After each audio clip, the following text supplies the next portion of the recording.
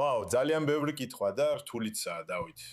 პირველ რიგში გულისხმობ იმას, რაც ოუენმა ახლახან გააშუქა, რაც ნამდვილად სასტრაფო სიახლეა, თავს ვიკავებ შეფასებისგან და არ ვამბობ, რომ რამე ვიცი, მაგრამ ვარაუდობ, რომ ისრაელი ძალიან უკმაყოფილოა ამ განცხადებით. და გამიკვირდებოდა, რომ ისრაელი დათანხმდა იმას, რაც ტრამპმა ახლახან გამოაცხადა.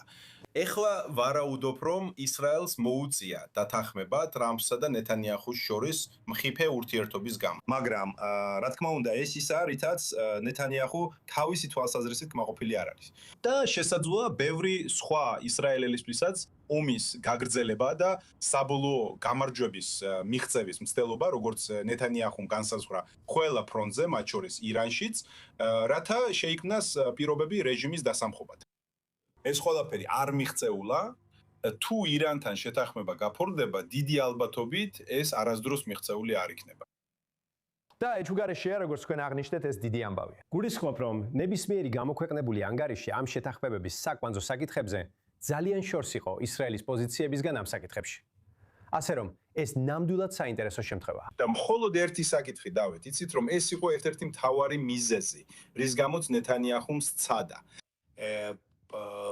არჩევნების გადადება რაც შეიძლება დიდხანს იმ იმედით, რომ რაღაცა კარგი მოხდებოდა, მაგრამ ეს არ არის სიცით, ეს არ არის საბოლოო. მაგრამ როგორც ეხლა ვსაუბრობთ, ეს არის ის, რაც ნეთანიაჰუს არ გაახარებს. და იცით, მაგრამ იმ დროისთვის, სანამ არჩევნებამდე მივა, მას ძალიან მძიმე ფასი უნდა გადაიხადოს ულტრაორთოდოქსებთან ან მის პოლიტიკურ მოკავშირეებთან. ამიტომ ფიქრობ, რომ ორივე საკითხში კოალიცია სისხლს კარგავს. ნახეთ, ამ პროტესტებს და ამ პოლიტიკურ დემონსტრაციას, რომელსაც ისევ ხედავთ, როცა აქ ქუჩებში ვსაუბრობთ.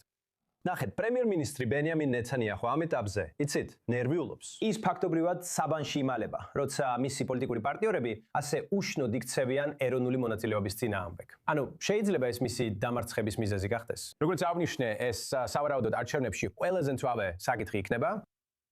დიახ, პირველ რიგში მას სხვა გზა არ აქვს, უნდა შეინარჩუნოს თავისი ბლოკი. და ეს ბლოკი მას უკვე მრავალი წელია ემსახურება, 2015 წლიდან. და იმისთვის, რომ ძალიან ერთგული იყოს თავისი ბლოკის, მას დიდი კომპრომისის გაღება უწევს.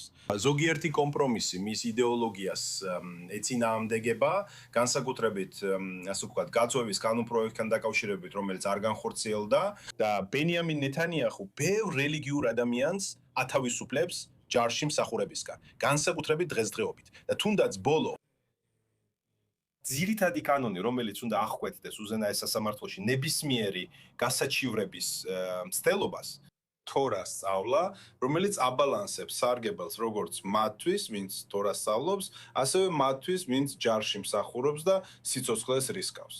ეს არის რაღაცა, რაც ნეთანიაჰუს ეწინააღმდეგება მის იდეოლოგიას, მაგრამ ეს უხერხული სიტუაციაა, რადგან ნეთანიაჰუ რელიგიურ პარტიას ხელმძღვანელობს, ამიტომაც ის იხდის ფასს და ახალი სპუტლიხის სიონისტური ფრონტი, ისინი არიან ისინი, ვინც რეალურად თვირთს იწევენ ჯარში მსახურებისას. ის თმობს თავის იდეოლოგიას, რადგან დამოკიდებულია ნეთანიაჰუზე ხელახლა არჩევისთვის. რადგან გამოკითხების მიხედვით ის ძლივს თუ საერთოდ გადის მინიმალურ ზღვარს და ნეთანიაჰუმ წინა არჩევნებში მას დახმარება გაუწია. ამიტომ ის იხდის ფასს, ეს მართლაც უხერხული სიტუაცია. და როგორც თქვენ აღნიშნეთ, ეს დიდი ფაქტორი იქნება მომავალ არჩევნებში.